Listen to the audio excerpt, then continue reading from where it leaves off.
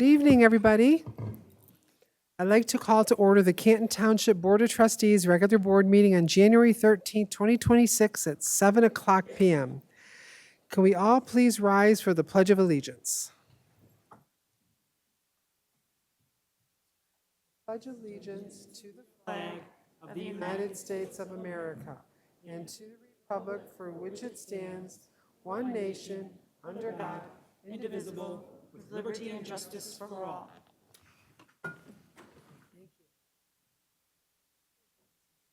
Clerk Segers, can you please take roll call? Trustee Foster. Good evening. Let the record reflect the clerk Segrist is in attendance. Supervisor Graham Hudek. In attendance, good morning, good evening. Trustee Borninski. Good evening. And Trustee Ansari. Good evening. Also, we have Treasurer Slavens and Trustee Ganguly are absent from today's meeting. Okay, can I please have a motion to adopt the agenda? So moved. Support. Motion made by Clerk Seeger, supported by Trustee Foster. All in favor, say aye. Aye. Opposed, nay. Motion passes. So we are going to start with presentations today. As you can see, some things are being set up. We're going to start with the first one is going to be our APWA 2025 Project of the Year. And so let me see if I have, okay, this one. So this is an APWA award, and it was given to us for Canton's Preservation Park. The pavilion was awarded the 2025 Project of the Year by the American Public Works Association Michigan Chapter Downriver Branch. The new 70-foot by 30-foot preservation park. Who's been there so far? Who's seen the new pavilion? It's very nice. Beautiful. It was a winner in the quality of life category for construction projects with a budget of $1 million to $5 million. The construction project was led by Canton Parks, Recreation and Community Services, and implemented in collaboration with Canton Municipal Services, as well as various partners, including OHM Advisors, Design Team, and the Summit Company contractors. The new pavilion and other preservation park site improvements were funded by Wayne County State and Local Fiscal Recovery Funds, which is part of the American Rescue Plan Act, as well as Wayne County Parks Millage in Canton Township. The primary function of this new open-air pavilion has been to house the Canton Farmers Market, which is held every Sunday from mid-May to mid-October. In addition, the pavilion is also available for rentals and special events. The APWA Michigan Chapter Public Works Project of the Year Award was established to promote excellence in the management and administration of public works projects by recognizing the alliance between the managing agency, the consultant, architect, engineer, and the contractor who are working together complete public works projects. So we just want to give the award. So if our Parks and Rec and our municipal services also can come up to the front, we'll give you the award. Come on, don't be shy. We need a picture, don't we?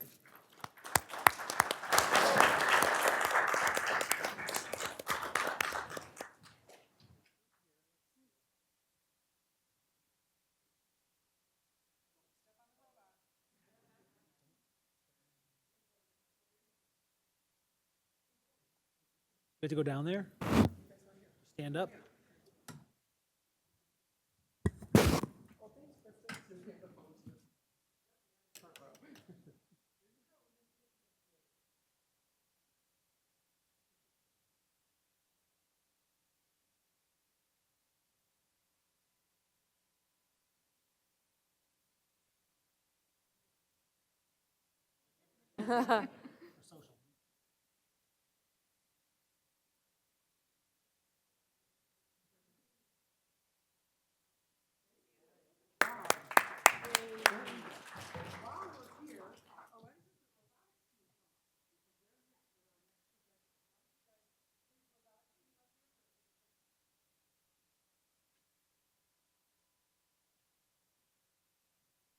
I want to know everyone's name.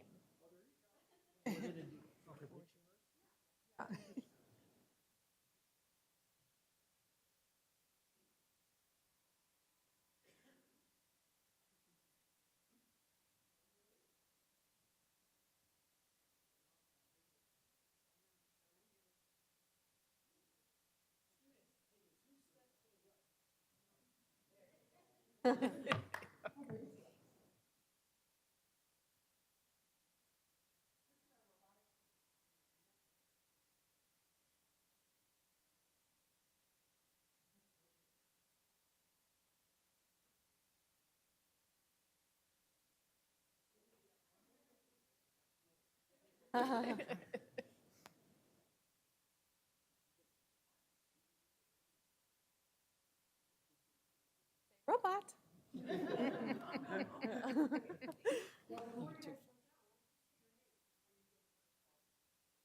I want to know who everyone is.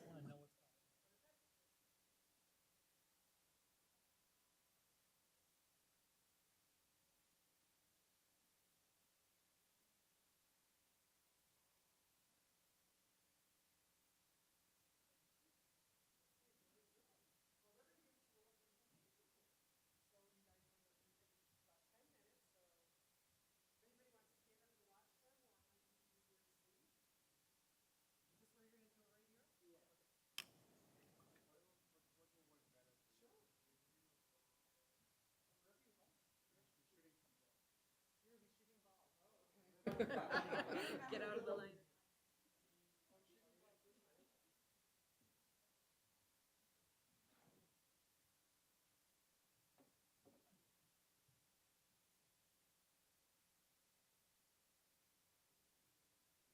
You guys want to, oh, you're going to face this?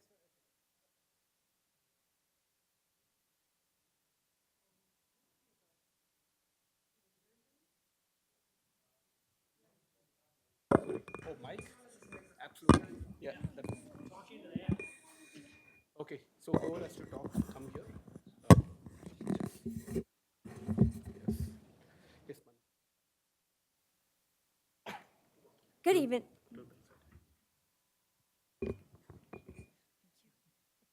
Good evening, supervisors and the members of the Canton Township Board. Thank you for having us speak today. My name is Manya, and we're Team 21482, the Robo Challengers. We're a middle school robotics team that competes for international STEM competitions. STEM stands for science, technology, engineering, and mathematics. Every robot we build, every design choice, and every line of code is created by a student guided by a mentor. We represent Canton community, and we appreciate the opportunity to share our work with you today. Thank you for supporting opportunities that allow students like us to learn, lead, and contribute to the community. First Tech Challenge, often called FTC, is a part of a global nonprofit organization called FIRST, which stands for Inspiration and Recognition of Science and Technology. The goal of FIRST is to inspire young people to become leaders and innovators in science and technology fields. In FTC, teams design, build, and program robots to compete in a game that changes every year. FTC is sometimes described as a sports-style robotics competition. That means teams compete on a field, earn points, and work with alliances, similar to how sports teams work together. But unlike traditional sports, FTC heavily focuses on learning, teamwork, and problem solving, not just winning. Another important part of the FTC value is something called gracious professionalism. This means competing with kindness, respect, and fairness. Teams help each other, share ideas, and treat everyone with professionalism, even when things don't go as planned. And my name is Gia. Hi, my name is Kaya. This season, an engineering process. Each FTC season has a theme and a game. This year's game is called Decode. In this game, robots must complete specific tasks on a field to earn points. Before we ever build a robot, we follow something called the engineering design process. This is the same way used by professional engineers. It includes identifying the problem, brainstorming ideas, designing solutions, building prototypes, testing, and finally making improvements. A prototype is an early version of a design that helps us test ideas before committing to a final build. Testing often means things fail, and that's expected. We learn from mistakes, redesign parts, and try again. We also document everything we do in an engineering notebook. This is a detailed record of our designs, decisions, tests, and improvements. It shows how a robot evolved over time and explains why we chose certain solutions instead of others. Hi, my name is Otis, and I think this season has been especially exciting. At the Grass Point FTC qualifier, a competition for where teams advance, we had a strong performance. We went undefeated in our qualifying matches, and that earned us a second place spot in going into the playoff round. Based on our performance, we became finalists. And and because of the strong performance, we also made it to the Michigan State Championship, a competition that brings together top teams from across the state. And in addition to this, FTC also recognizes teams for engineering and learning. So we won the Think Award at the Grosse Pointe FTC qualifier for the second time this season. My name is Jay, and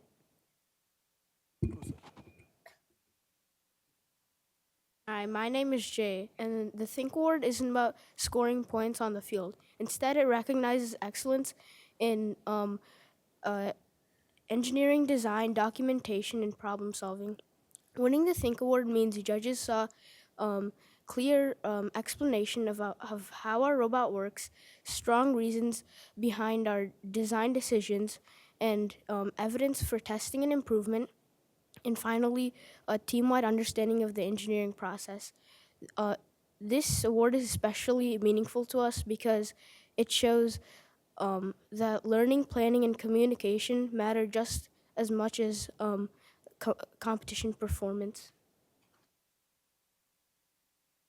Hi, my name is Ishan, and FTC is not only about building robots. Outreach is a key part and responsibility of FTCs, focused on sharing STEM with the community.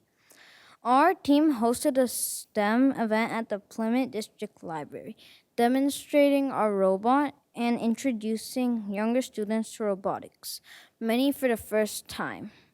We're also planning a STEM event at the Canton Public Library to spark early interest in STEM and guide students towards programs like FTC and FLO. My name's Karanch, and one of the biggest ways Township leadership helps is by supporting public libraries. Libraries provide safe and accessible spaces where teams like ours can host events, share robotics, and meet families. Continued support for library STEM program directly benefits students like us. Another way Township leaders can help is by promoting STEM events through Township communication channels. When families hear about robotics events through newsletters, websites, or social media, more students get involved. Township leaders also encourage partnerships between schools, libraries, and community organizations. Partnerships help connect students with mentors, resources, and learning opportunities. Thank you again to the supervisors and the members of the Canton Township Board for your support of youth and STEM programs. Because of the support, students like us gain confidence and valuable skills. We are proud to represent Canton Township and are here to thank you. We're happy to answer any questions or demonstrate our robot. Thank you.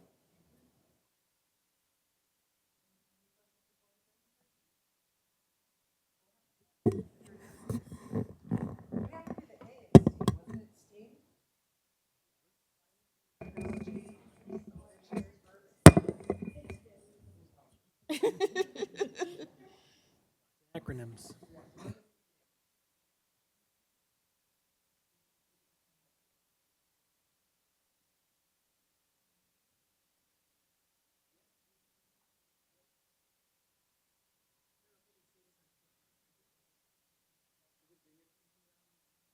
Well, I think if they.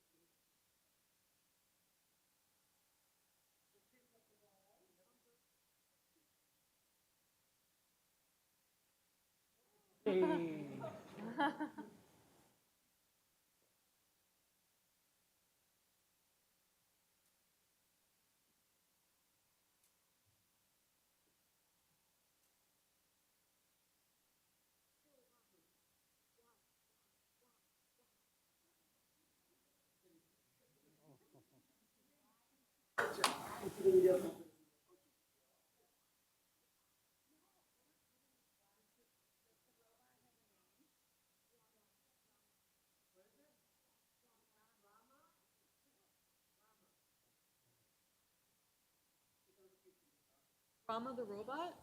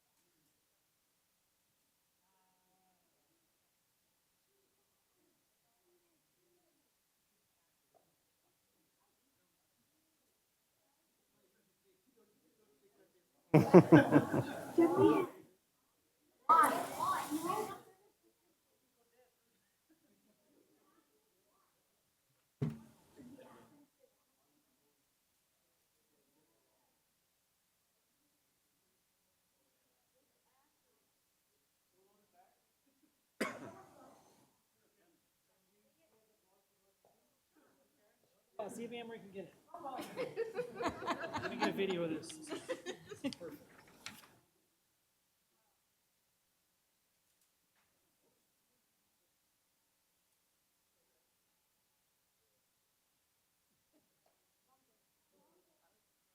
All right.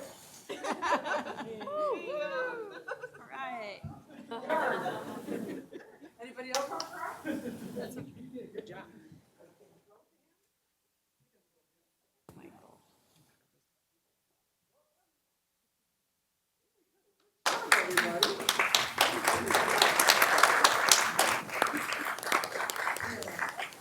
Proclamation for you also. I'll go get it. For Rama.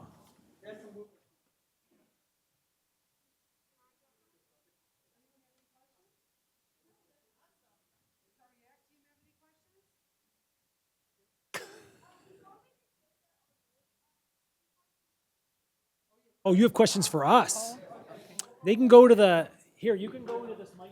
Yeah.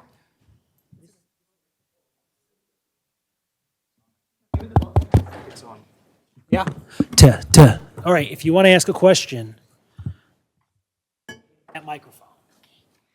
So the first question I have is, are there multiple township facilities like Summit on the Park or community centers that promote STEM and are available for things like robotic workshops and competitions? Okay. So my question was, are there multiple township facilities like Summit on the Park or community centers that promote STEM and are available for things like robotic workshops and competitions? Well, we have a technology committee. We've had some competitions there with apps, doing apps, but not robotics. And we've had some of our events with the robotics team from the high school demonstrate. Do you guys have anything to add? Okay. Yeah, Go John ahead, looks like John. he's got an answer. Yeah, I would say in addition to the summit, we'll have some new facilities coming online out in Cherry Hill Village that we'll have community spaces for. And I know the Village Arts Factory is also offering a variety of programs. So definitely a venue to look into, as well as the Village Theater out there. So we definitely have other venues. Okay, thank you. So another question is, do you have any suggestions in how we can promote STEM in schools? I think, like you just did here with giving demonstrations, that's really important. What do you guys think? And then getting, with some teachers, finding a teacher. I think there's a STEM club in in the high school. I don't know, and you guys could start your own STEM club too Yeah. in your school.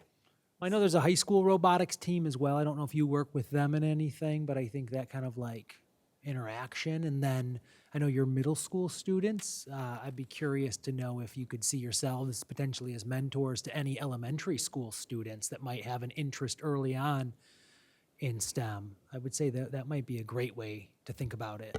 I will also add, my son was a part of a robotics club at one of our elementary schools. And when he was in high school, he joined the STEM Academy. So I think that was a good foundation for him. Okay. Thank you. Do you have any other questions? So it's always been difficult for a robotics team to gather more funds in order to buy parts and entry tickets to competitions.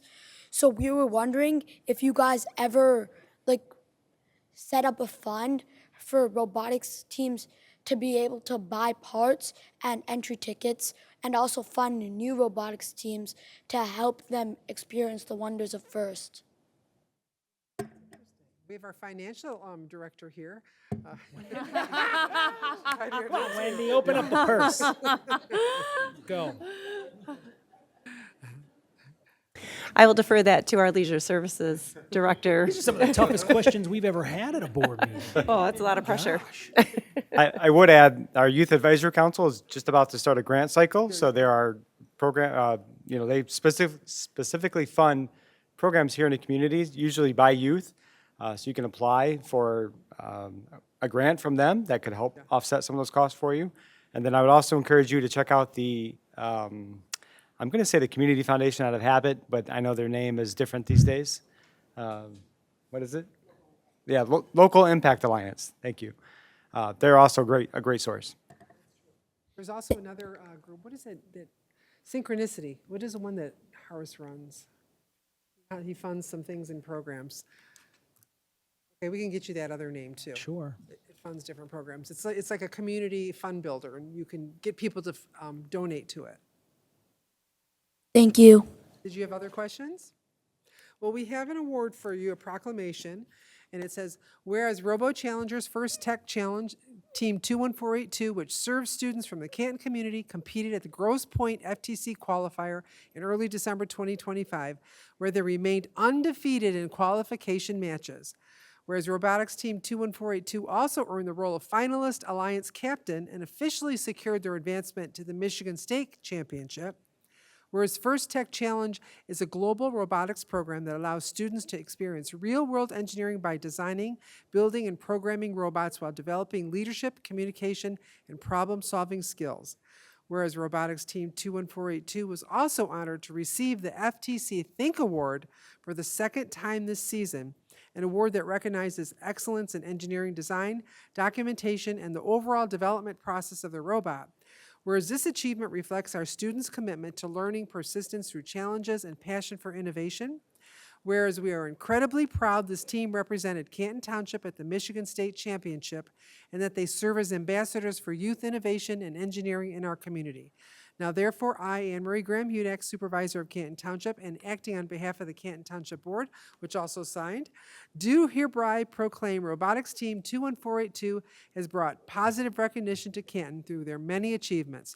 We look forward to hearing many more success stories and wish the team luck in all future endeavors. Thank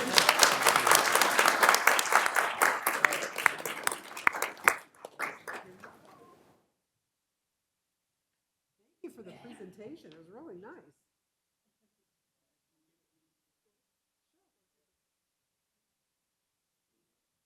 Hey, more photos.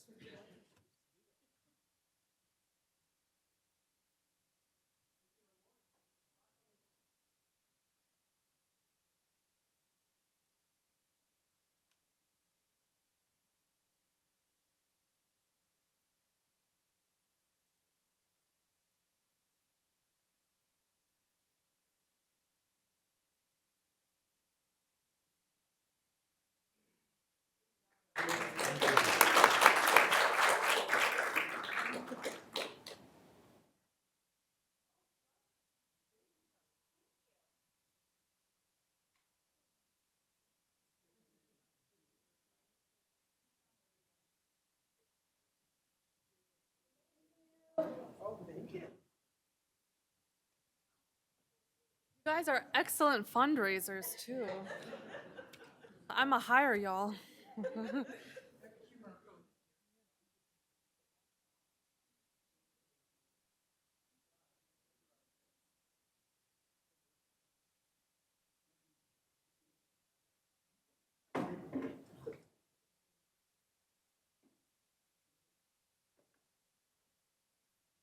Are there any board or commission reports?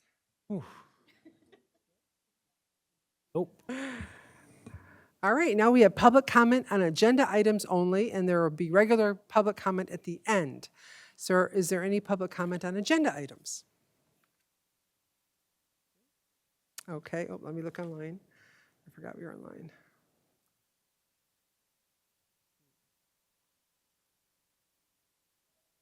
Any attendees, if you want to have public comment, please give a thumbs up or raise your hand.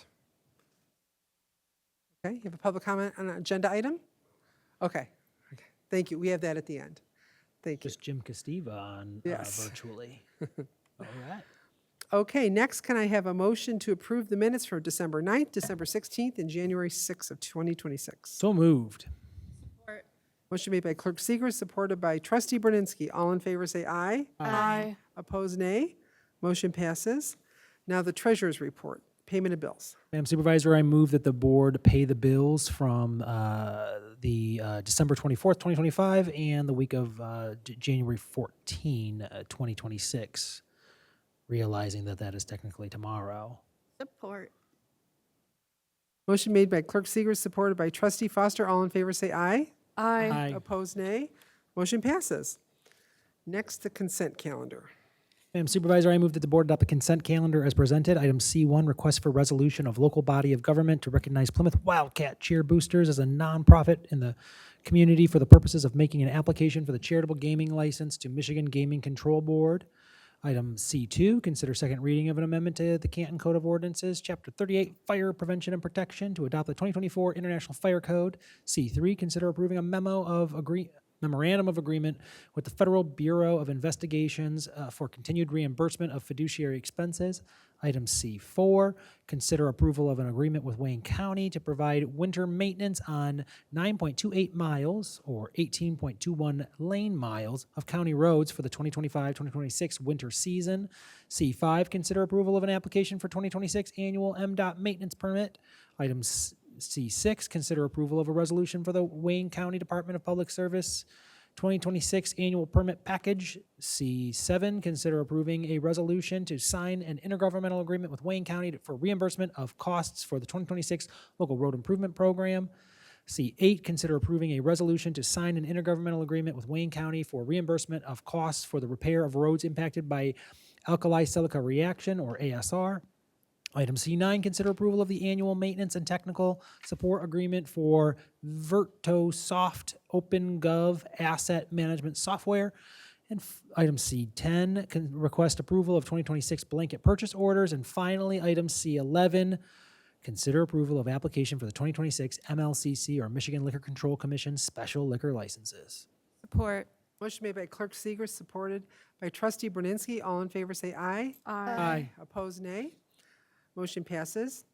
Moving on to the general calendar, G1, consider awarding Phase 4 Food Waste Compost Pilot Program to Michigan Consulting and Environmental for project management and staffing services. Madam Supervisor, I move to approve a purchase order to Michigan Consulting and Environmental to provide support, staffing, and training for the 2026 Food Composting Program, Phase 4. Support. Motion made by Clerk Seeger, supported by Trustee Brunensky. As a result of the May 17, 2022 study session on food composting, a pilot program to test the interest of Canton Township residents was proposed. The Phase 4 pilot program will allow the township to engage more interest and participation in Phase 4 of the pilot program. The goal is to offer another recycling opportunity, encourage recycling behavior in Canton, and promote a more sustainable community.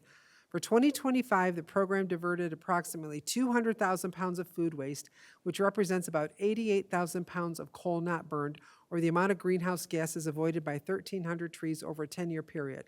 To successfully manage this pilot program, it is a desire to partner once again with Michigan Consulting and Environmental to conduct the scope of work attached. Michigan Consulting and Environmental has been proud to provide a variety of environmental services to its customers and municipal partners for nearly 30 years.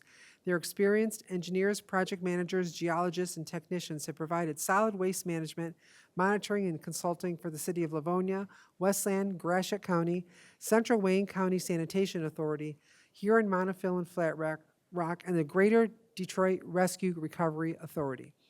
MCE will assist Canton Township in expanding the current food waste composting program. Residents can opt in, receive a household bin, and send their food waste to a composting facility. The long-term goal is for food waste composting to become a standard for township residents and continue to divert a higher volume of food waste from landfills. MCE looks forward to assisting Canton Township in its landfill diversion efforts. An amount not to exceed of $105,000 is sought for approval. And this is, Dave Norwood, do you have anything to add, Director Norwood? Thank you, Madam Supervisor. I don't really have anything to add to the RBA, but we did get some questions from the Youth Affairs. I can answer them for you. So after Phase 4, how many additional phases are expected in this pilot program? Well, we're not sure how many more we're going to go, but we keep expanding it every year. The Madam Supervisor, gave us some context with the schools to get them involved. With some individual schools, we'll do some pilots there. So that's our next step to get the youth more involved. So which leads me into their second question from Youth Advisory was the RBA mentions if implemented a need for volunteers. Is this restricted adults only, or is this something youth in a Canton community can get involved with? Absolutely, they can get involved with. We certainly have help with communications about the program to reach your demographic, but also you can take from your own homes or encourage your friends and family to be involved in it too. So it's open to every Canton resident. How many residents are involved right now? I know that We're keeps about increasing. just under 1,200 at this Just under point. 1,200 Yeah. residents.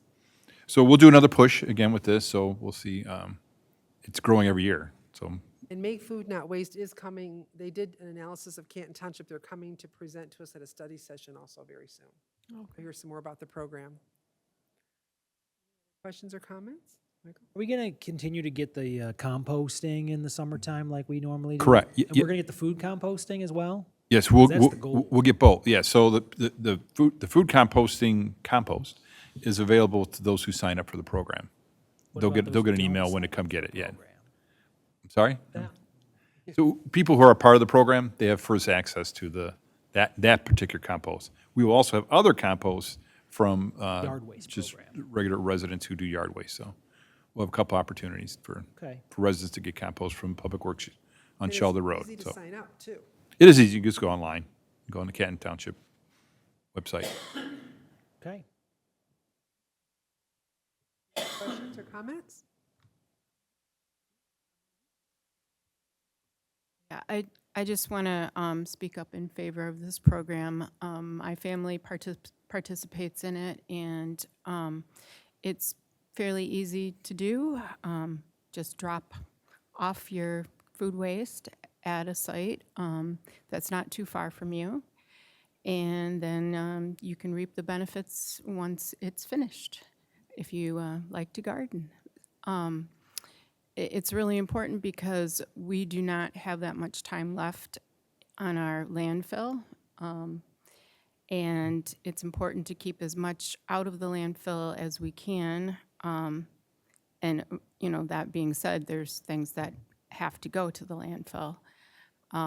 There are communities throughout the United States that have a goal of making sure that all food waste stays out of the landfill. And we're not there yet, but it's something to keep in mind that you know, we could be there at some point. So it's a good practice to get started.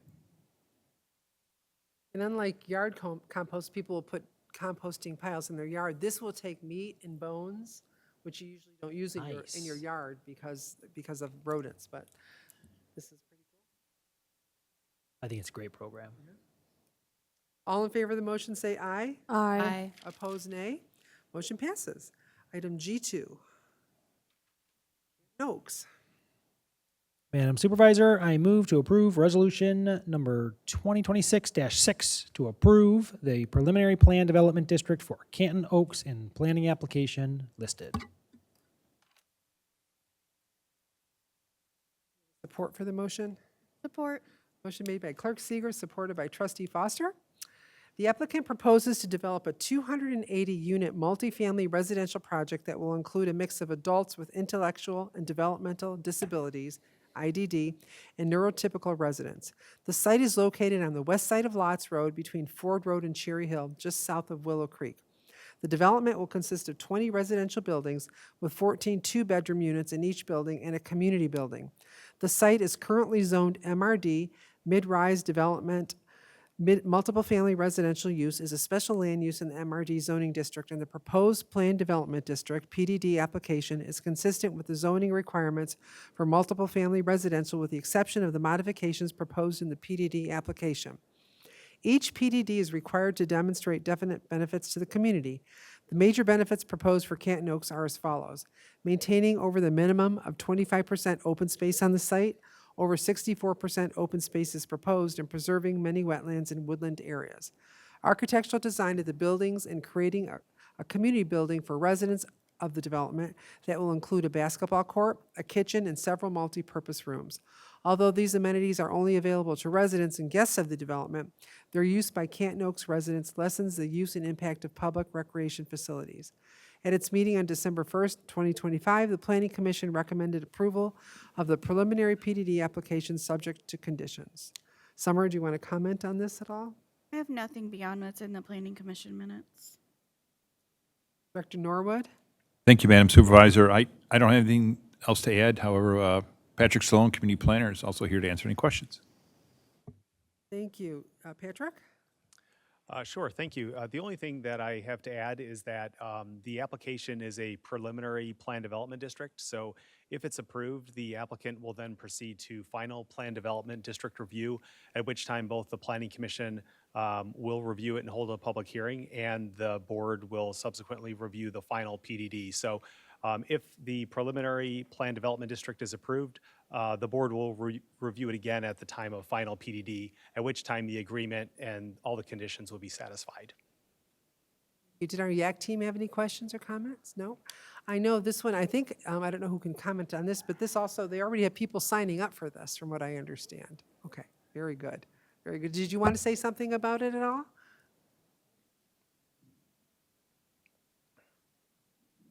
Excuse me. It was fun to watch the robot. That was great. Yes. I'm Bruce Michael with Three Oaks Communities. I'm really just here to answer any questions you guys might have, but we're excited to proceed on ahead. We have with us C3 is the best way to describe them. The name is too long for me to remember, kind of a thing, and it's a nonprofit group of parents of these adult children of IDDs that have been working with us for over a year now, I'd say. And we've already got a substantial portion of the units that we've set aside for these individuals reserved. There's a very great need for this, and so we're very excited about moving forward, including providing the community building benefits, which that building started out really small and morphed into something quite a bit larger as we've gotten Special Olympics and some other local entrepreneurs and people involved. How many people have signed up already? We originally started out, we had 28 the very first day. We've lost a couple. I think we're at 24 right now, if I remember correctly. And we've kind of paused. It's our first phase of release. And after this meeting tonight, assuming that you all approve it, then we're gonna kick it into high gear and go back out and start talking to the other people that are on the list. How many do you have? 180 people or something?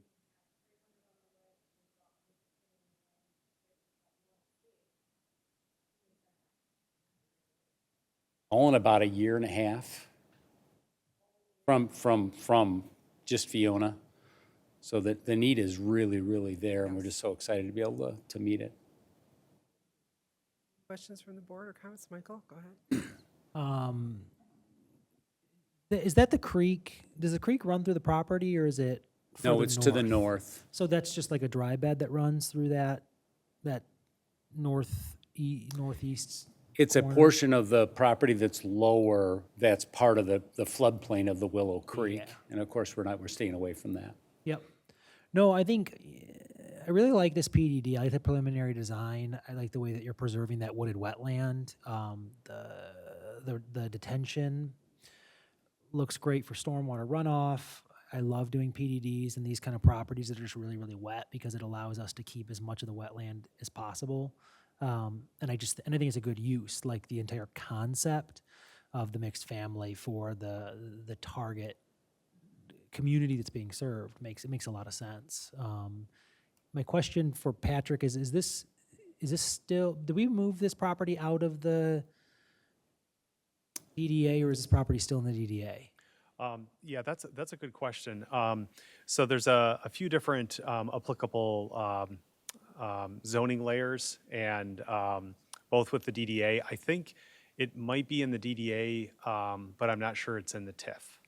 And from the zoning standpoint, it was recently rezoned out of the Corporate Park Overlay District.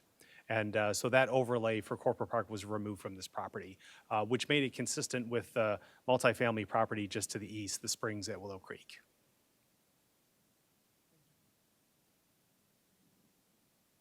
Okay. Yes, I agree. This is a wonderful opportunity. I would like to put it out there, though, that there are not always people with IDD who have families that can afford to, help buy these units for them. And so I would like to put it out there that it would be nice if we thought of these individuals and had some way for them to be able to live more independently. And I know that there are some community housing opportunities for them, but there's not enough. And so I just want to put that out there. I totally agree that we do need this housing, that there is a lot of there are a lot of families that are looking for this. I know, I have two sons with special needs, and I don't know that our family could afford to do this, but it would be lovely to have this kind of opportunity for everyone to benefit from. If I can respond to that, if we could both, there's a couple things we're doing. We've actually been working with MISTA. They have a pilot program which offers a down payment assistance for these kinds of units, and they actually came to us and asked how to be able to structure something together, and they've awarded their first grant of, I think it was $2 million for this year. Was actually for, I think it's going to be for things that are in place in 25, and then there'll be another grant in 26. It's being administered by an outfit called CHN, a nonprofit outfit, and we're one of the applicants in that, and so we're pursuing that. We also have kind of I'll call it an organic rental aspect to this, where a family may purchase one of the dwelling units that it has 2 bedrooms in it, and they'll have a special needs child. And then what often happens is that they may rent the other bedroom to, say, their special needs child's friend. And so there's kind of this, and it happens organically. We don't set it up, but that's just kind of what happens. Or we've had a number of families where 2 families get together and buy 1 unit, and then each one of them puts their child in that unit and they give together. So there's a number of things that we're doing to try to create as much affordability as we can, and part of what we do is we kind of self-subsidize out of the profitability on the other part of the project with the neurotypical public to be able to reduce these costs as much as we can for those families. I understand. I did read the materials, and so I was aware of, the opportunities for families to rent out the second bedroom. Again, there are individuals that even so, this will not hit. So just wanted to be aware of that and aware of the need for them to be able to have a place to live. Fiona Daskus. I'm the executive chair of nonprofit Compass Community Collaborative. Just to touch on that a little bit, mother of twin boys, one low functioning, one high functioning autism. Totally understand about that. We realize we're in Wayne County. We really want to make this, I'll call it more of a self-funding community, where we've created businesses that bring money in from the neurotypical people. So for example, in that case, maybe we can create a condominium that is purely for people who cannot afford it. Can we do a lower based rent? You know, instead of them being in a setting that they're in the community, which is one of like-minded people. They can get access to jobs on site. They can be around people that they like to be around. But then the neuro-inclusivity part, which is key. You walk out of your front door and you're accepted. If you get put into a house that is on some street in some neighborhood with some people, you're not guaranteed those people are going to be accepting. We are creating this sense of acceptance from the day this building is going up. So it's really important.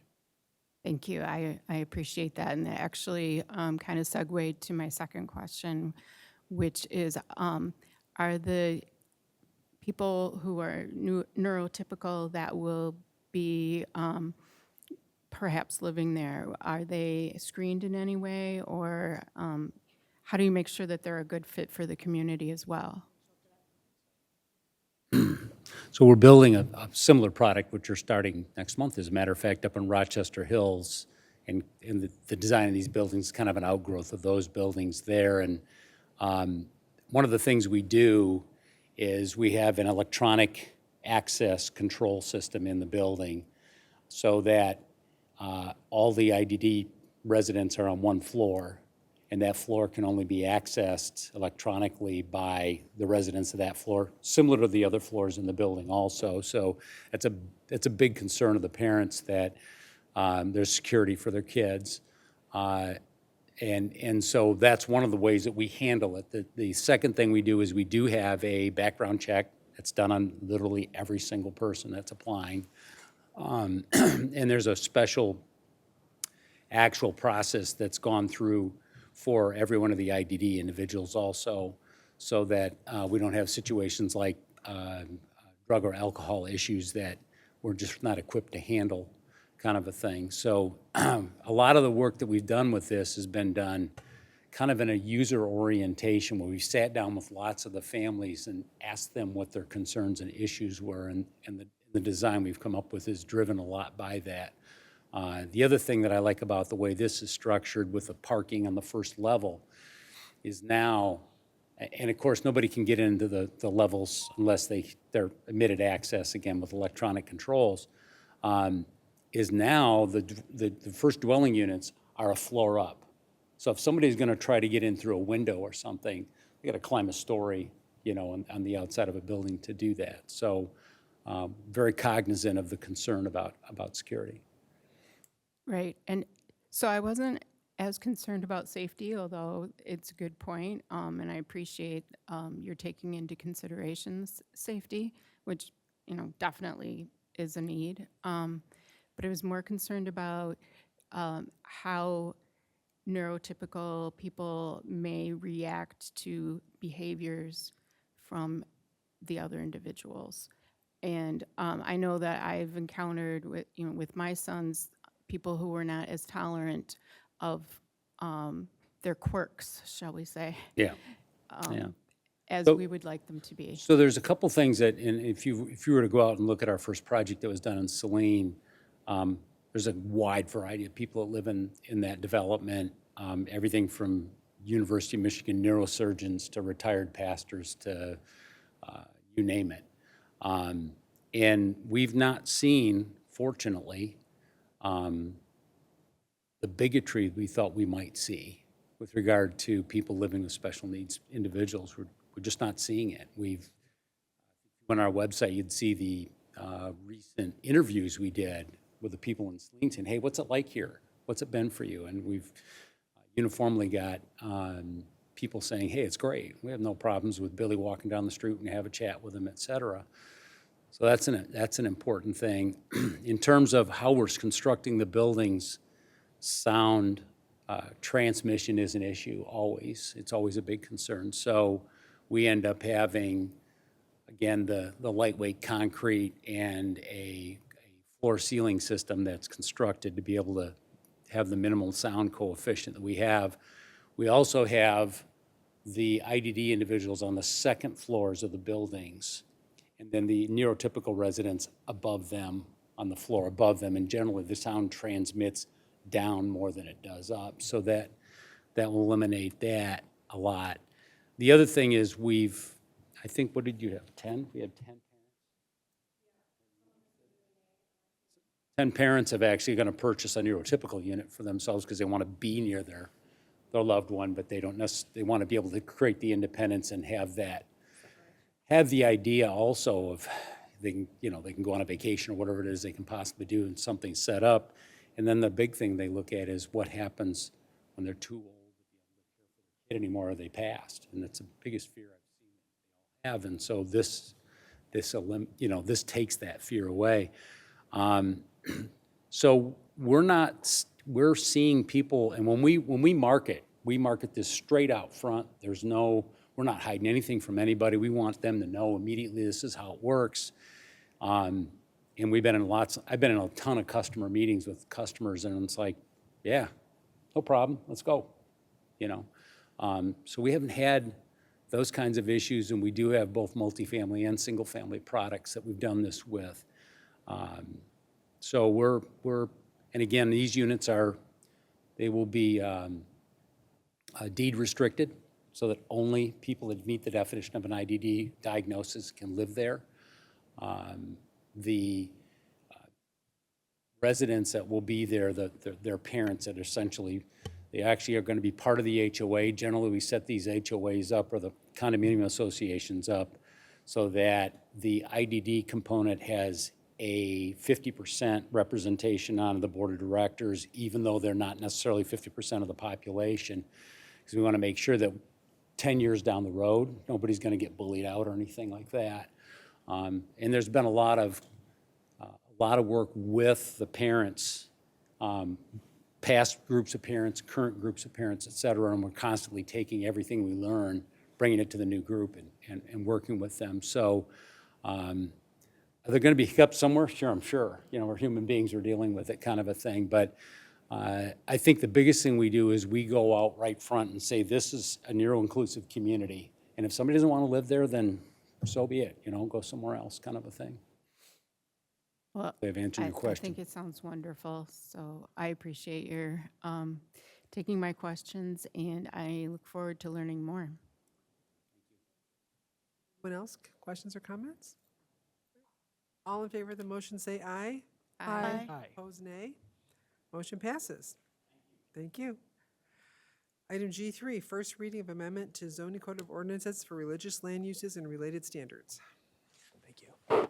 Madam Supervisor, I move to introduce and hold the first reading of the proposed amendments to Appendix A, zoning of the Code of Ordinances of the Charter Township of Canton, as provided in the attached ordinance, which amends sections 1.03, 2.16, subsection C, 4.01, subsection B1, 4.01, subsection B5, sub 6.02, subsection U, 10.02, subsection B4, 11.02, subsection B3, 12.02, subsections B4, 13.02, subsection B4, 14.02, subsection B1, 16.02, subsection A7, 17.02, subsection A5, 19.02, subsection A3, 20.02, subsection A8, 22.02, subsection B7, and 27.02, subsection B1.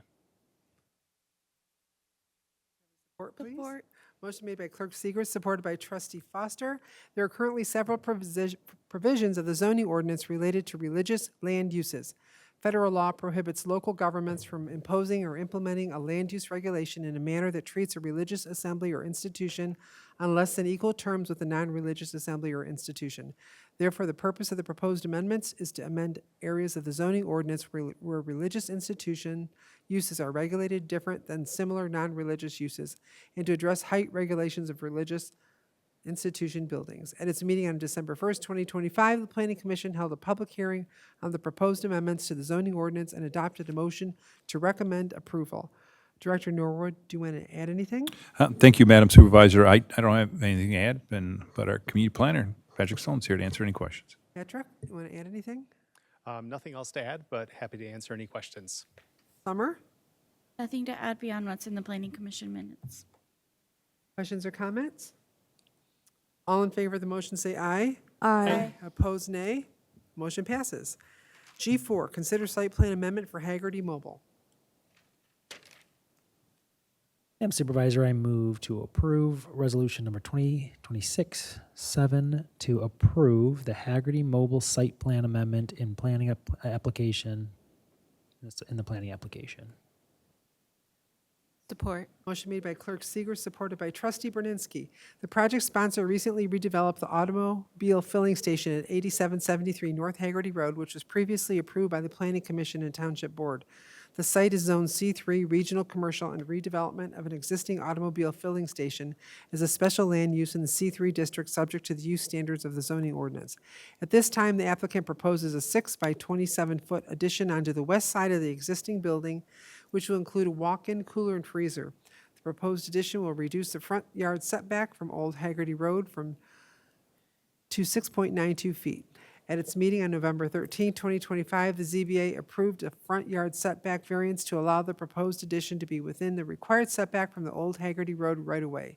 At its meeting on December 1st, 2025, the Planning Commission recommended approval of the site plan amendment application subject to conditions. Director Norwood, do you want to add anything? Thank you, Madam Supervisor. I don't have anything to add. Our community planner, Patrick Stone's here to answer any questions. Nothing else to add on this one, but happy to answer any questions. Summer? Nothing to add. Does our YAC team have any questions on this one? No? Any questions or comments? All in favor of the motion say aye. Aye. Opposed, nay. Motion passes. G5, second reading and adoption of amendment to zoning code of ordinances for sign regulations. Madam Supervisor, I move to hold a second reading of the proposed amendments to Appendix A, zoning the Code of Ordinances, the Charter Township of Canton has provided it in the attached ordinance, which amends Article 6A, signs, Section 1.03, definitions, Article 2, general provisions, Article 4, off-street parking and loading requirements, Article 6, site development standards applicable to specific uses, Article 21, light industrial research district, and Section 27.02, site plan review, and adopt and publish the ordinance amending Article 6A, signs, Section 1.03, definitions, Article 2, general provisions, Article 4, off-street parking and loading requirements, Article 6, site development standards applicable to specific uses, Article 21, light industrial research district, and Section 27.02, site plan review of Appendix A, zoning of the Code of Ordinances of the Charter Township of Canton. That motion die without a second, please. Support? I'm tired. Do I have a support? Support. Motion made by Clerk Seeger, support by Trustee Foster. In 2023, the Planning Staff Division worked with other township divisions and departments on proposed updates to the sign standards of the zoning ordinance. Many of the current standards are outdated, unclear, or in some cases unenforceable. Since the sign standards were last comprehensively updated in 2006, there have been many changes in case law, technology, and best practices that require a full analysis and update of the sign standards. At the November 7, 2023 joint meeting between the Township Board of Trustees and Planning Commission, staff presented on the current issues with the sign regulations in the zoning ordinance, provided a summary of upcoming amendment recommendations. After the joint meeting on November 7, 2023, the Planning Commission reviewed revisions to the sign regulations of the zoning ordinance at several of its meetings. At its meetings on May 5, 2025, the Planning Commission held a public hearing on the proposed amendments to the Article 6A and other related sections of the zoning ordinance and adopted a motion to recommend approval. The Canton Township Board of Trustees held the first reading of this zoning ordinance amendment on June 10, 2025. Since the first reading, there have been proposed changes that are included in the ordinance and summarized in this request for board action. And then some of the people spoke to the deputy supervisor today, and after this, if we approve this reading, there's going to be an additional, maybe some tweaks on the mural section. Director Norwood, do you want to add anything? Thank you, Madam Supervisor. You're correct. There will be some more work being done on the sign ordinance. We're going to be tackling private murals because we don't tackle it in this particular revision. We know that there's a desire within the township to have that feature be approvable. So based upon township ordinances. So you'll see some more work done by the planning division on this particular facet of the ordinance. So. And also, community planner Patrick Stone's here to answer any questions. Thank you, Patrick. Do you want to add anything? Nothing else to add, but as a follow-up, we're looking forward to working with the business community and the community of artists who work on murals to learn a little bit more about private mural standards and to make sure that we're addressing any concerns out there and to try to deliver something for Planning Commission and board consideration that's supported by the business and the art communities. Any questions or comments?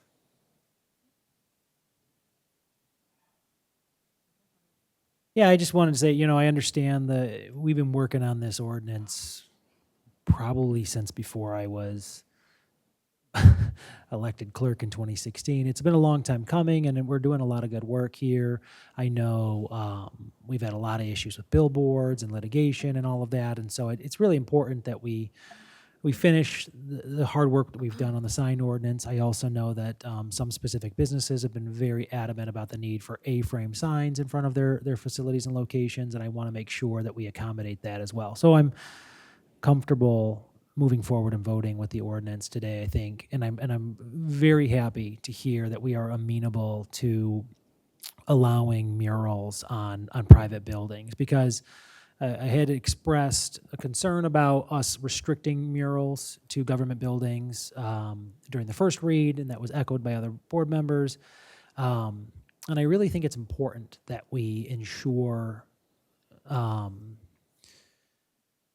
that we bring some vibrancy and some uniqueness to Canton Township. It's consistent with what came out of a lot of the board discussion in our You Belong Here plan about trying to combat the potential, the fact that everything kind of looks the same. We have very high standards. We're definitely a consistent community. I think what we wanted to see was just, especially as we've convinced the county to use their federal ARPA money with us to spend millions of dollars in the Cherry Hill Village area, in a lot of ways promoting public art and using art as a way for the community to engage itself. I think to restrict private murals is definitely, there's a cost to that, and I think it doesn't feel consistent with kind of what we're doing there. So I'm really excited that we're open to a process that could allow for murals on private buildings.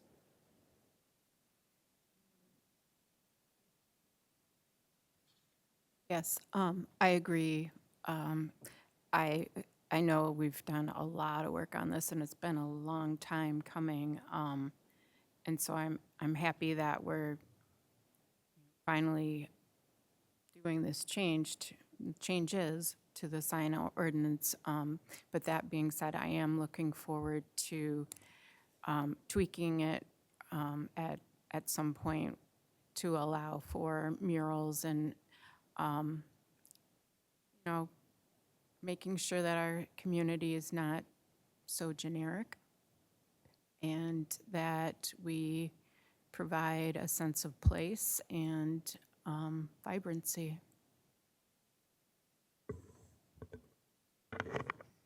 I mean, I will echo everything that's been said.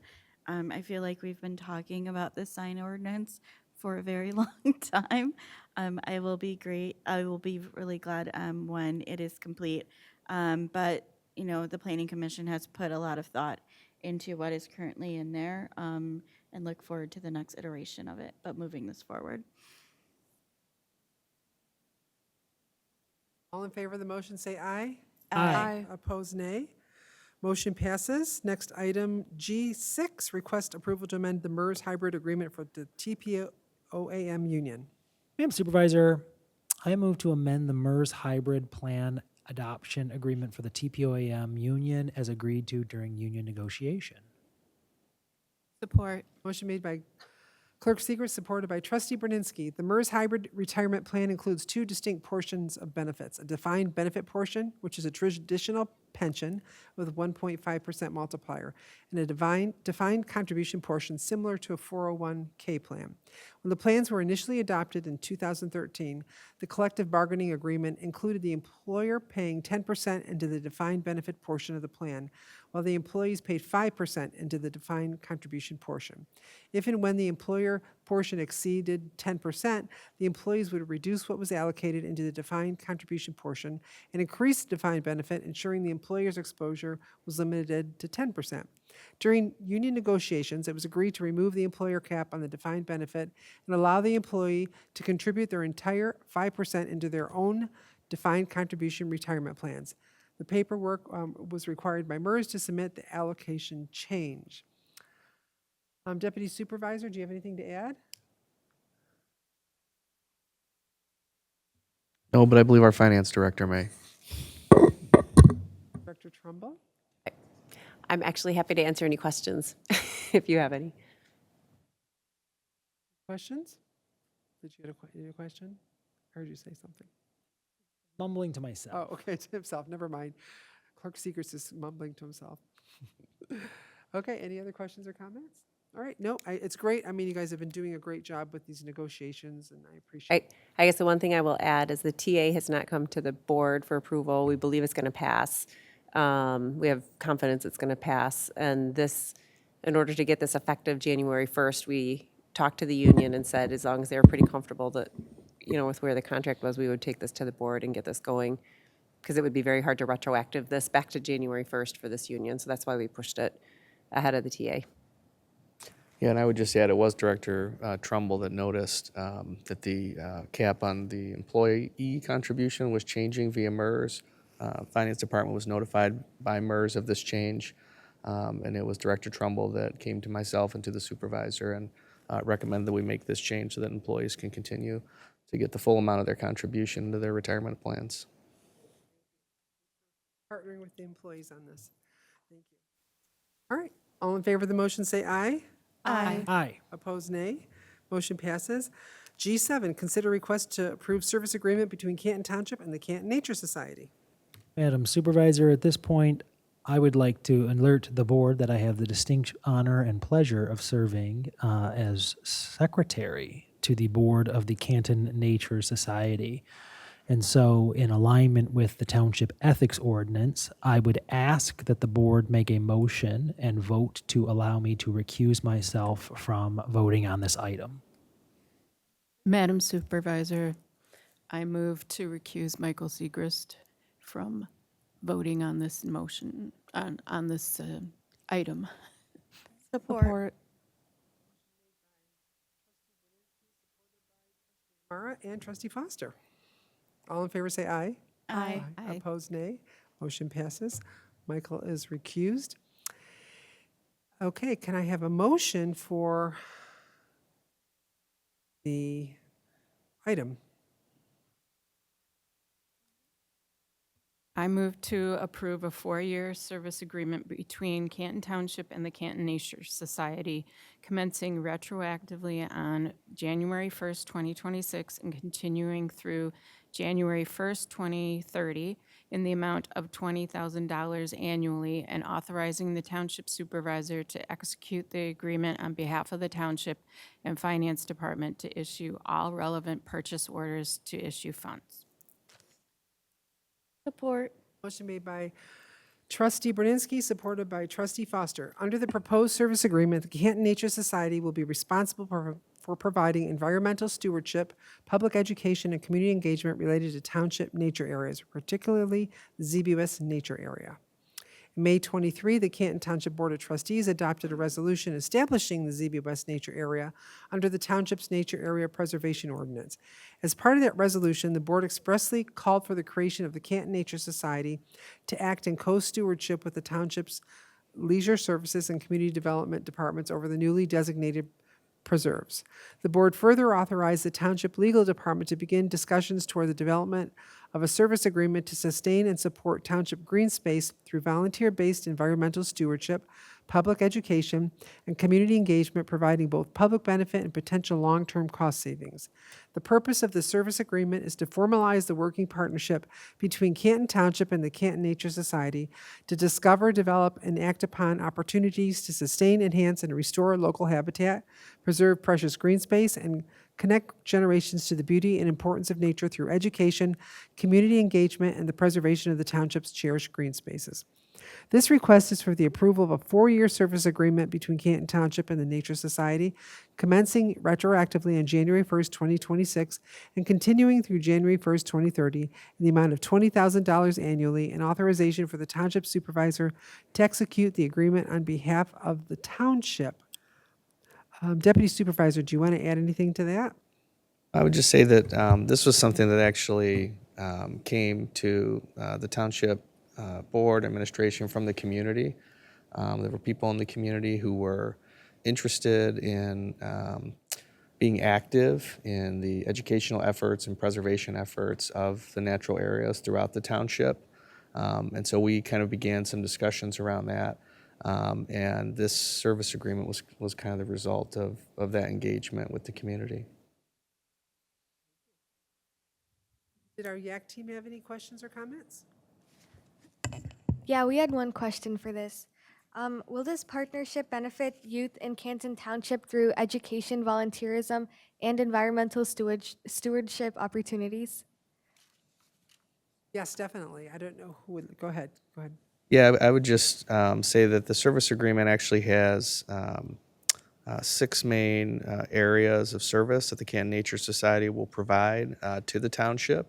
And that includes inventorying and documenting habitat, ecology, and natural resources in nature areas throughout the township, managing and removing invasive and aggressive non-native plant species which exist in nature areas, supporting habitat restoration and forestry enhancement efforts, coordinating volunteer stewardship activities, which definitely could include youth who are interested in that, providing environmental education and public programming, and supporting the township goals related to green space preservation and sustainability. Definitely, whenever there's events, there's a call for volunteers, so that's, anybody can join. Did the board have any other questions or comments? We also just recently joined the Monarch Butterfly Pledge in conjunction with this, so that's pretty exciting. All right, all in favor of the motion say aye. Aye. Opposed, nay. Motion passes. Congratulations. You want to say anything? Nature Society group? Sure, go ahead.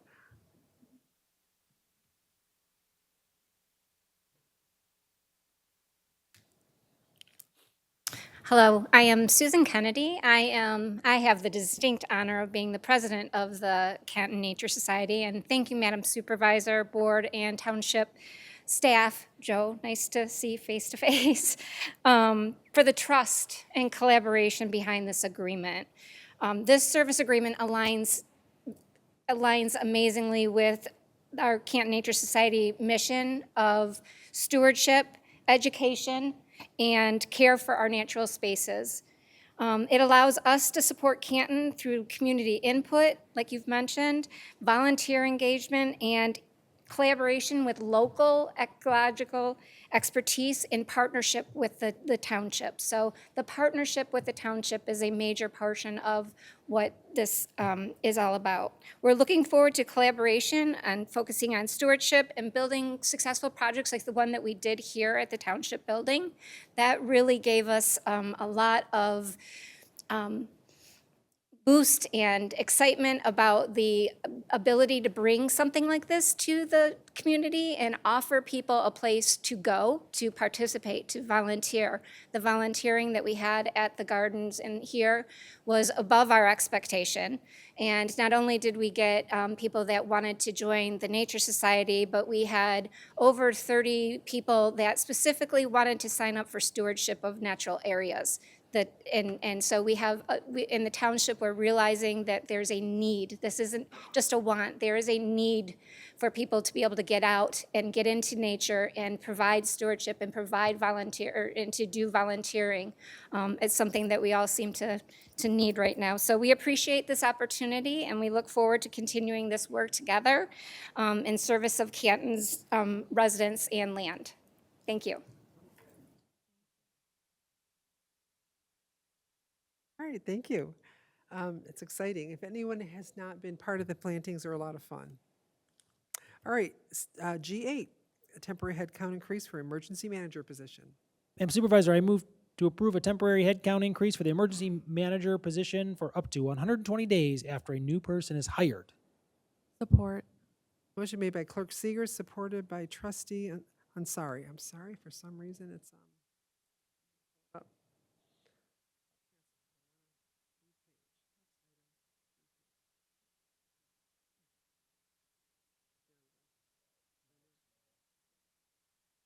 Okay, the emergency manager position is critical for the township and its public safety. The emergency manager position is responsible for the township's compliance with Public Act 390, Emergency Management Act, conducting hazard and vulnerability analysis, providing leadership and resource management in the Emergency Operations Center during incidents, and delivering training exercises to township personnel and the community to ensure emergency preparedness and compliance with the Homeland Security Exercise and Evaluation Program practices. William Hayes currently serves in the role of emergency manager and is planning to retire from the township in 2026. It is essential that the township plan for a smooth transition of the position and ensure proper training for a new person due to the importance of this role. Therefore, a request is being made for a temporary headcount increase for up to 120 days from the time a new person is hired to ensure a seamless transition for the township. Director Howell, do you want to add anything? I don't have anything to add, but happy to answer any questions. Okay. Director Biley, do you want to add anything on the position at all? Just that the importance of it, of emergency management and preparedness. We value our relationship with Leisure Services. I appreciate HR sponsoring this, and I appreciate the board's consideration for what is considered to be a very vital position within the township that supports all of public safety. Thank you. I think we have a Yak question. Sorry, Summer? I don't have a question, just more of a comment. We talk a lot about succession planning at the township, and I am glad to see that we're doing this. I think Will Hayes has done an incredible job over the last years leading our emergency management, especially through some really complicated situations like COVID and flooding and things like that. And I think it would be great for this new person to be able to learn from all that he has experienced over the last several years. Definitely. Thank you. So Yak team, any questions? Yeah, we have one question.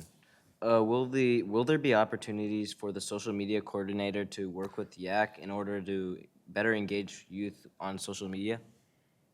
So that's actually the next item. However, I will answer. Our communications manager, Kristen Thomas, is in the back, and I spoke with her. Also, our community development. I actually don't know the title of the department anymore, but John Lefevre is back there, and Parks and Rec. but it's more than that, isn't it? Parks and Rec and Community Services. Parks and Rec and community service and leisure and okay. No leisure. Yes, the answer is yeah. That would be. There's an opportunity for this person to work with the Youth Advisory Council. Very exciting, but that's the next item. Any questions on the emergency manager? Kate. Just a comment also. Yes, so I think this makes a lot of sense. As Summer said, it's really a vital position for the township, and we need to make sure that the transition does go smoothly. Will has done a tremendous job. He's been the steady voice when there's been some upheaval or, some kinds of emotional upsets. So he has done a tremendous job for us, and I'm sad to hear that he's retiring, although I know he keeps trying to retire, so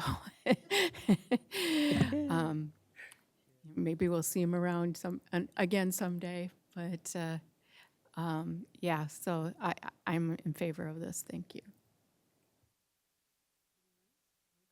Yeah, I'll just echo the sentiments of my colleagues up here, and I'm really excited that we're doing the succession planning, and that Will have an opportunity to work hand in hand with his replacement. And I will also, it's been a delight to work with him through the tumultuous last couple of years that we've had.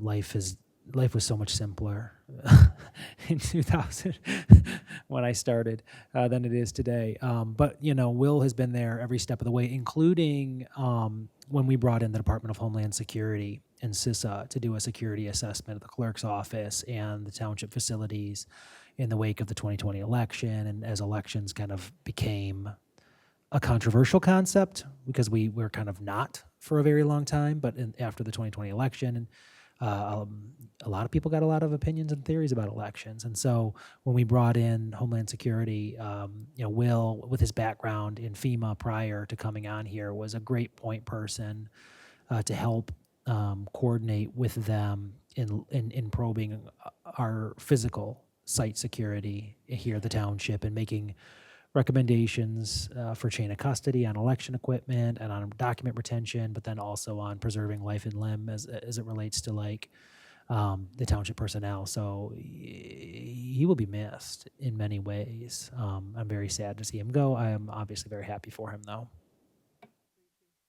He also established our CERT team, which you see out there with their jackets on during our festivals and events. So he's done a great job. It's an important position. And we are one of the few communities that have one also. Not many communities have emergency managers. All right. All in favor of the motion, say aye. Aye. Opposed, nay. Motion passes. Last item, G9, consider approval of social media and marketing coordinator position to the non-union classified employee merit wage scale. Madam Supervisor, I move to approve the addition of the social media and marketing coordinator position to the non-union classified employee wage scale at grade 210. Support. Made by Clerk Seeger, supported by Trustee Ansari and Foster. Social media is a germane way of communicating in our society. The Pew Research Center cites 84% of Americans utilize YouTube, 71% utilize Facebook, and 50% utilize Instagram. In relationship to TikTok, WhatsApp, Reddit, and Snapchat, the utilization was 37%, 32%, 26%, and 25% respectively.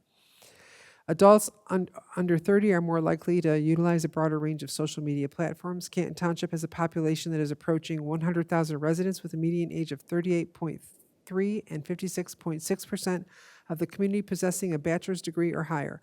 Given the makeup of the residents of the township, they are likely to engage more social media platforms, which makes social media a viable means of communicating and providing information to residents, as outlined in the Communication Strategic Plan 2025.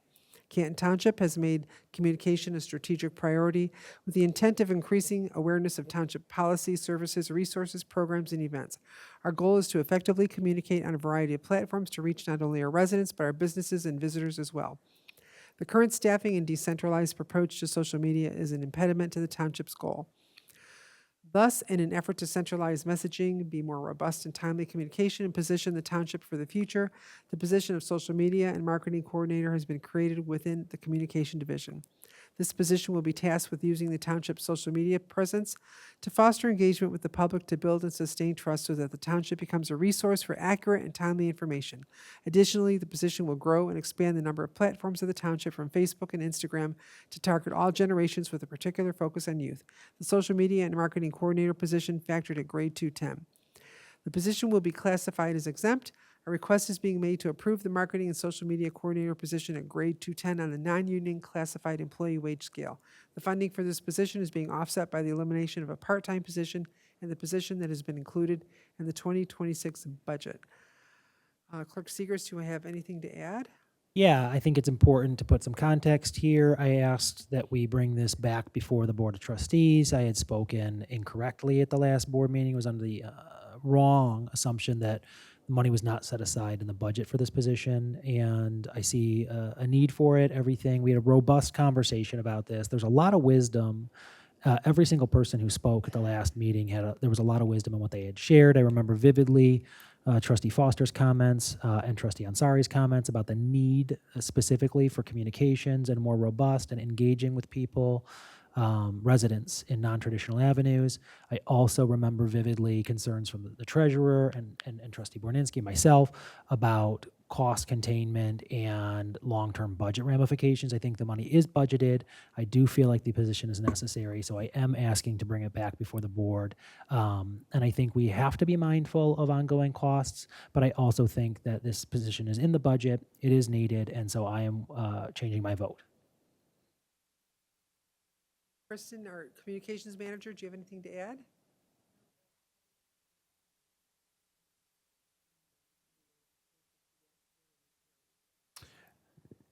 Everything I said about the YAC question at the last agenda item is still correct. Questions? All in favor of the motion say aye. Aye. Opposed, nay. Motion passes. Thank you. And now we'll go on to additional public comments. Please go to the podium, whoever wants to make additional comments, and state your name, and go ahead.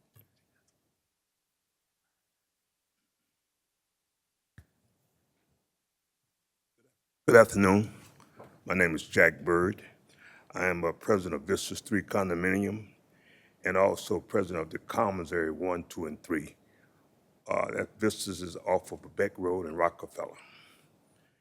I just come to thank the Public Safety Department for the fine job they are doing.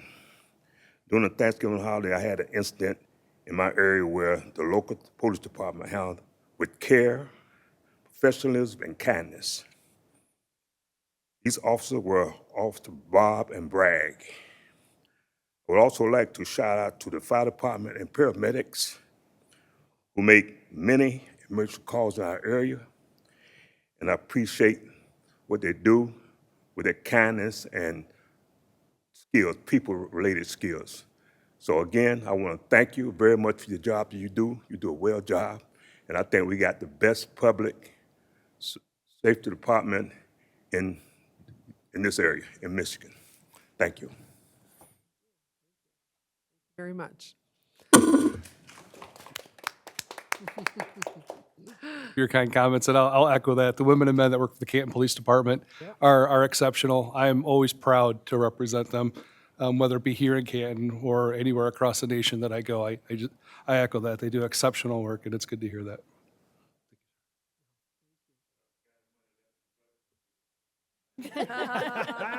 Support. Thank you. Thank you. Everyone. Hello, so I'm Stephanie Richards. I'm your Wayne County Community Liaison for the Western Wayne area. So Sheriff Raphael Washington, he sends his greetings into the new year. Just have a couple of points I wanted to make for you guys. One, I saw Canton had a lot of great things happen last year, and I got to be a part of that. So I thank you for allowing us to continue to support along with you. Again, I echo that sentiment. You have a wonderful law enforcement, fire team who always welcomes me with open arms at all the community events. And, you know, because I pop up over to them and say, hey, what are you guys doing? You know, can I come? And they're always, yeah, come on in and happy to see me there. So our team kind of got created, just to go over a little bit, because Sheriff Washington can be in 43 cities all at one time. So he created a community engagement team. And so that team is kind of divided out into areas. I cover Western Wayne. We have Don Johnson that does Downriver, and we have Vieira Brownlee that does Detroit, the 5 Points, Hamtramck, and Highland Park. And so even though we have our own respective areas, we are a collective team, so we do come together, and you'll see us all kind of throughout. And that's so that Sheriff Washington have a reach everywhere, because he wants to be everywhere, you know. So anytime you need to see him, he wants to come where he can, you know. So just know if you see us, it's just an extension of him. And so I just want to say thank you from him and to us and for allowing us to do that. That being said, couple of things. One, we always get the question, what all does the sheriff's office do? And so we have these great, I'm gonna leave them here for you and your residents. These are actually resource guides that kind of talks about what the sheriff's office do. So we do more than just manage the largest prison in court in Michigan. So we have a dive team, a mounted team, and some of you probably have seen that. We get the horses to come out to some of the events. The kids love that. Just need to get them cleaned up after they go by. Yeah, we're working on that. Make sure we'll tell them, scoop it up, scoop it up. So we do have a lot of different services that we can offer you, and so please feel free to reach out to me directly if you need any of those too. That being said, even though we are great, we have a new director of community engagement, Ms. Carrie Fairfax Moore. Can you stand up, please? She comes to us with a lot of experience from DPD. Come on over here. Come on over. She's also a resident of Canton, I believe, so might as well come on over and say hello. But I just wanted to formally introduce her and say that I look forward to our continued partnership, and thank you for the city of Canton, the Township of Canton, let me get that correct. The Township of Canton for welcoming us and continuing our partnership, so thank you.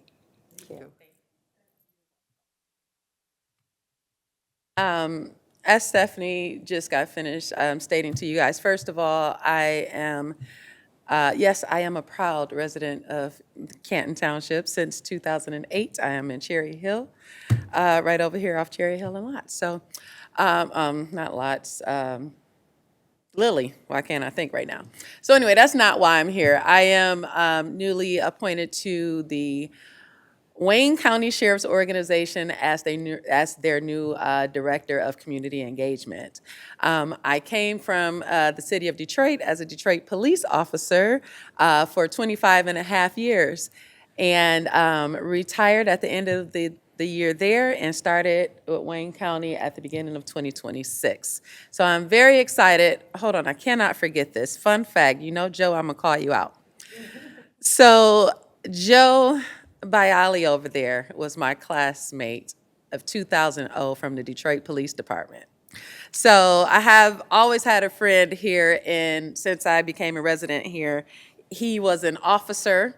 My daughter was, I think we ran into each other somewhere, and he was patrolling. And he's like, what are you doing out here? I said, I live out here. I said, what are you doing out here? When did you leave Detroit?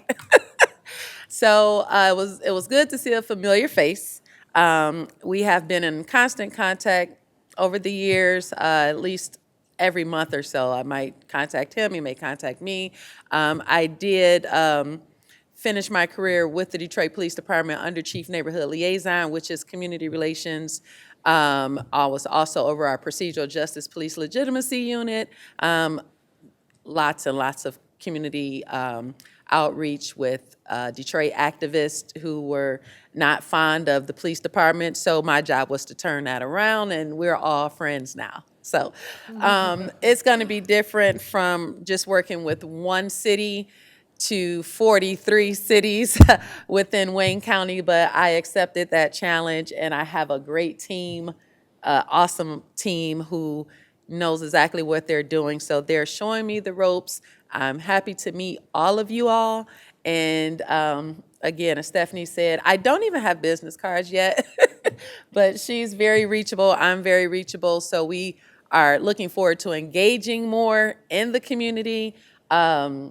Like she said, Sheriff Washington he's not Detroit's county sheriff. He is all of Wayne County's sheriff. And he is trying to expand that reach and let everyone know that it's not just, Detroit might be the biggest city in Wayne County, but it's not the only city. Western Wayne, Downriver, the 5 Points of Grosse Pointe, Highland Park, Hamtramck, and Harper Woods. I'm missing one. I'm learning them. But again, we are very accessible. Call us whenever there's something that you guys need assistance with, and we are definitely here for you. So thank you. Thank you very much and welcome. And no, everybody loves the horses, so I was just giving a. I know, our horses is the biggest. Yeah.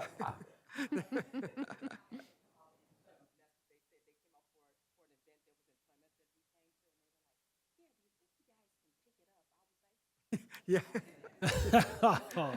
That's what our Parks Department's saying. Back in Island. Like me to leave these here or take them out? Yeah, let me see.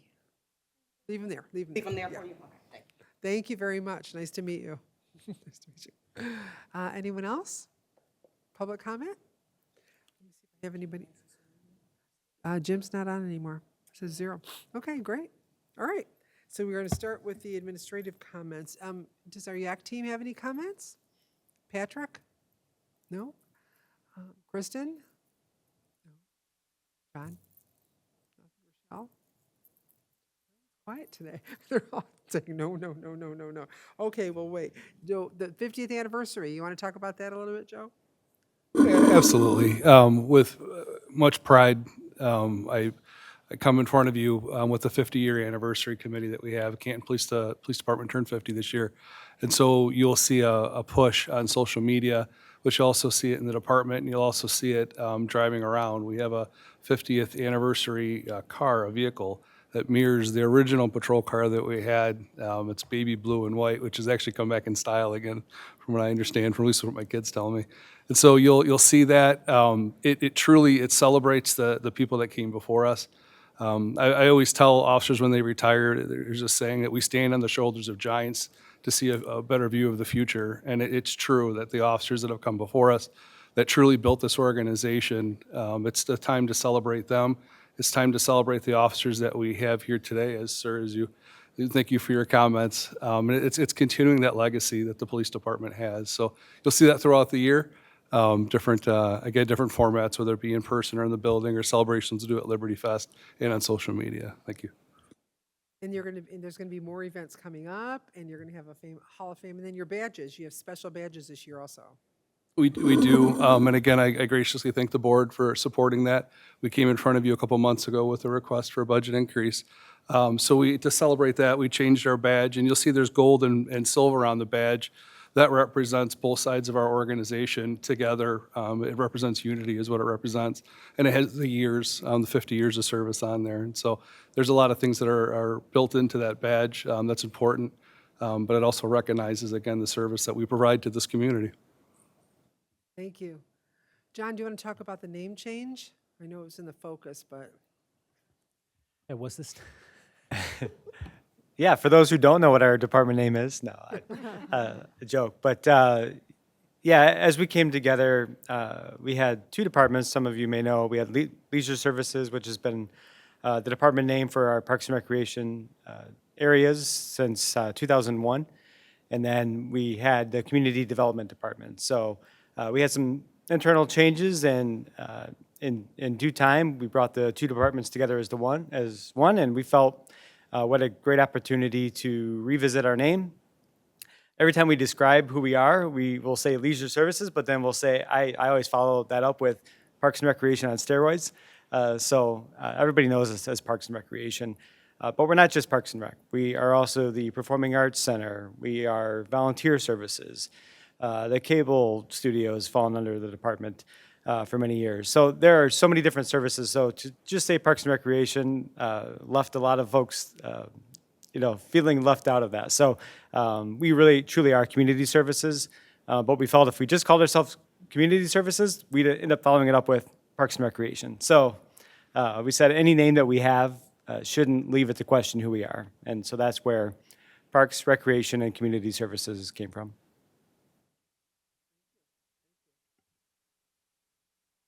Wendy, do you want to talk about, maybe you and Joe could talk about the funding status right now with our $645 million was taken from work projects, and 2 of them were ours. I don't know if you guys want to give status on that. Okay, Wendy's on Joe. We're gonna make you guys talk. What can Wendy talk about? Might as well talk, you guys. Anne Marie is not going to let you leave without Yeah, talking. I mean, I'm not sure Find how out much about detail you want, but there was a vote in the Michigan House of Representatives a couple weeks ago that canceled about $640 million in funding, most of which I believe was for state enhancement grants, although that might not be entirely accurate in terms of the numbers. But certainly 2 grants were affected that we have in work project status here in Canton Township, a grant that we had received from the state legislature for $2.5 million to do some work to the summit, and particularly the Club 55, which is our program for seniors here in Canton. And a second grant for $1 million that was intended to renovate the Cherry Hill School on Michigan Avenue to house a child advocacy center called Kids Talk, which works with our police and with the Wayne County Prosecutor's Office to hold child abusers accountable.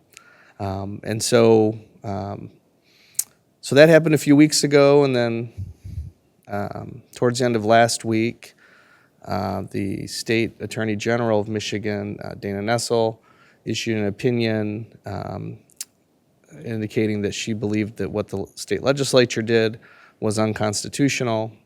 And because she represents state agencies, her opinions are binding on them. And so after writing her opinion, the governor then directed all state agencies to release funds that were in work project status, including the 2 grants that we have here in Canton Township for the summit and for Kids Talk. And then, not to be outdone, the Michigan House of Representatives sued 30-plus state agencies on Friday to stop them from allocating funding for these projects that were in work project status, including the 2 grants that we have here in Canton Township that are in work project status. So we're waiting to see what happens in court. But as of right now, those 2 projects are really in limbo and are threatened to not be completed. But we're working on them right now. Amara? Oh, Dave? Yes. What can Dave talk about? Let's talk about we should put the roads plan online. I don't think we've done that yet. I mean, in terms of like do some post on Yeah, it? it's been updated, yeah. Okay, good. Yeah. All right. So a couple of things. Number one, next week we'll have MLK Day.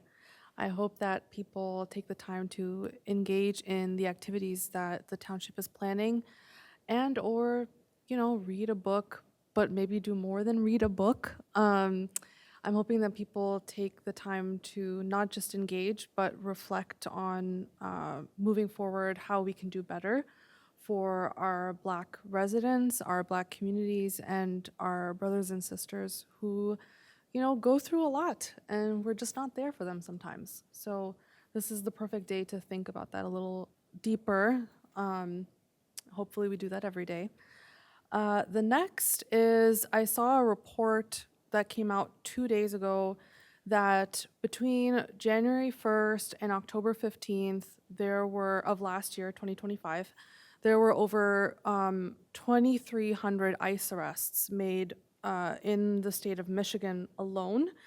And that is serious cause for concern. If we are looking at everything going on in the country right now, you've seen and or heard the news. It also affects Canton Township residents. We are slowly becoming more and more diverse, and that means that we are more welcoming of our immigrant communities. We are not by Canada the way that Detroit is. The impact that Canton Township has specifically is maybe not as severe as certain places in Detroit or Dearborn.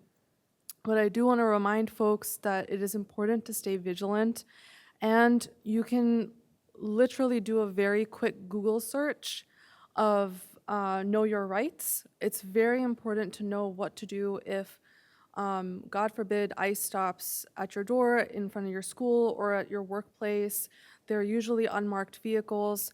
And I just, I just want people to know that they can be safe if ICE shows up. And unfortunately, there's not much that we as township officials can do to override federal arrests. That's not something we have the power to do, but we do stand in solidarity with our residents. So, yeah.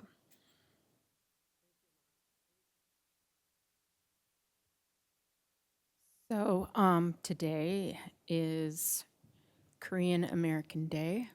I wanted to bring that up because we do have Korean Americans all over the country and in Canton, and they have a rich culture. I love Korean food. I've been to South Korea. It's a wonderful country, and so I want to celebrate Korean Americans today. Hopefully, everyone has thought about them a little bit, at least, today. And then also, I just happened to Google what other holidays that today is, and I'm going to request that my fellow board members join me in celebrating. I'm going to get it right. It is National Catherine Day. Catherine, is that Catherine with a C or a K? Either. Either? Either. It's today? It's today. You January should have made all the 13th. motions today. Happy, Me. Happy Catherine Day. I wish I'd have known Katie, Catherine Baker, my Yeah. deputy. Yeah, seriously. At home stewing right now because I didn't acknowledge it. Well, happy Catherine's Day, Happy Catherine Day. Kate. Anything else? No? Nope. Summer? Happy Catherine Day, Happy New Year. I just want to, wish everyone a Happy New Year and make sure that folks are taking care of themselves, both physically and mentally. There's a lot going on. A lot of people are under a lot of stress right now, and I just think it's important for us to make sure we're taking care of ourselves and our neighbors.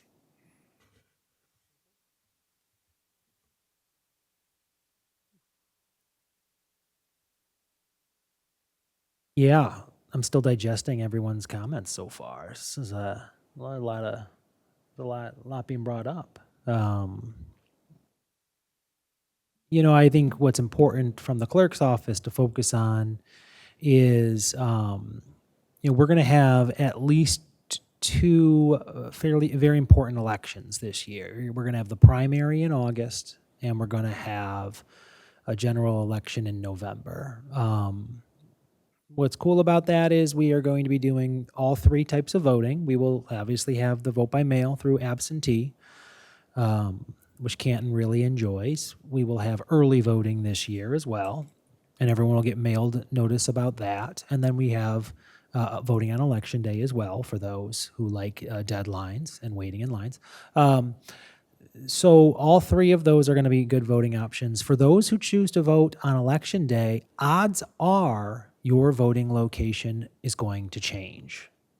We did a drastic change to the precincts in Canton Township, and we have changed the voting locations. So we're going to be doing a push, educating everybody very soon with, sending out a new voter ID card, which is going to have your new voting location on it.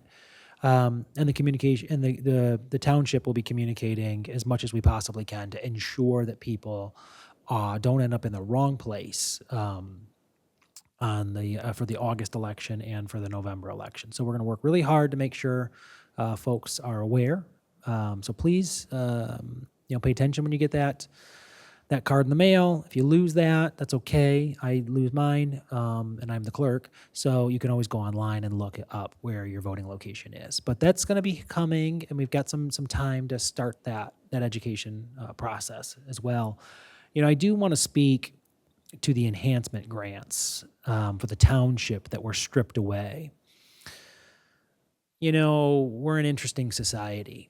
And as a local leader, we work really, really hard to try to deliver services directly to the residents. And sometimes the further you get from that, the more questionable your political choices are as an elected official. In Canton, you know, after the police chief told us that children in Western Wayne County who are abused and neglected do not have resources in Western Wayne County and have to go all the way to Detroit or downriver to be interviewed by social workers about the abuse that they experienced. We worked hard to get $1 million put into the legislature so that we could give up a township facility so that we could bring that services here to Canton Township that would benefit all of Western Wayne County. And the chair of the House Appropriations Committee and the Speaker of the House in Michigan decided they were going to strip that funding away. So those abused children have to drive all the way across this county to be interviewed. They don't think about that. They don't care about that because it's just politics. We worked really hard to get money into the state budget because we pay a lot of taxes in Canton Township that we never get back. We worked really hard to get that money back here to make upgrades to the summit so that we could expand our offering to the summit so that there's room because everything is crowded there, but also because we have seniors who are walking really far to get to that senior center. So we were going to work, you know, that money got passed by both chambers of the House and signed by the governor, and 2 people stripped that. Legislation that was passed by both houses and signed by the governor. 2 political partisan figures stripped that because the further you get from delivering direct services to people, the more questionable your decisions as a government leader become. It's shameful, it's pathetic, and it makes me very, very upset. And as voters, I hope you're not happy with what we're getting. We are not getting good services. People in power are not making decisions that benefit us. And I just think that's something to really think about. When you get to Lansing or you get to Washington and you start playing little games, you start making choices about what you support, what you don't support, and you do it for political reasons or you do it to, you don't think about all the specific services and programs that police chiefs in Western Wayne County are supporting because we care about abused children. I know people are able to sleep at night. I sometimes question how. But I think we need to be mindful that when we get in that voting booth, we stop trading away our power and we start really thinking about who the people we're putting into power are, what their integrity level is, what their character is, and are they making decisions that benefit materially our lives and make it better? Because I'm not happy with the services I'm getting for my money, and I hope you're not either. Thank you. And in addition to that, I mean, you're right, $645 million. And when I went up to Lansing, there were people lined up to talk about that. If you just think about the one project we have, when a kid is mentally or sexually abused, they want to get them into services within 3 days. Right now in Wayne County, the wait is 3 weeks. So those kids have to live through this trauma for that long and then go and testify over and over again. So this facility was really important that we continue to push and, like you said, hold those accountable that keep voting against it, because even though the Attorney General approved it, the Representative Matt Hall filed an injunction to stop all the projects again. So that's something we have to keep talking about. Another thing I want, Wayne County, just to let everybody know, in Canton, so Wayne County has, in the last 3 weeks, had a 50% increase in people visiting the emergency rooms for flu and COVID. So it is back. So make sure that you keep your hands clean. Still, we have to go back to, washing our hands all the time and being very careful because it is spreading, unfortunately, again. And the MLK celebration, it's going to be a good weekend on Monday. So if anybody wants to help, over at the library at noon, we're going to have a kids hour from 12 to 2:30.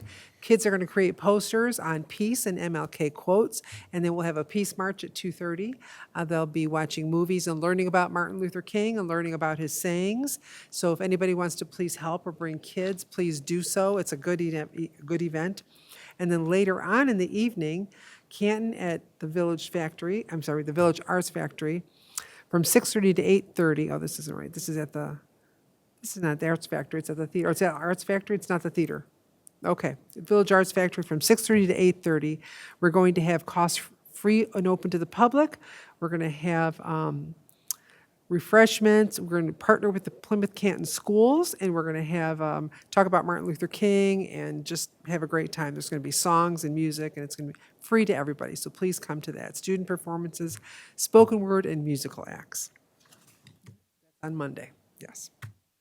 All right. Well, thank you. Can I have a motion to adjourn then? So moved. Motion made by Clerk Seeger, supported by Trustee Foster. All in favor, say aye. Aye. Aye. Opposed, nay. Meeting adjourned. Thank you. Have a great day.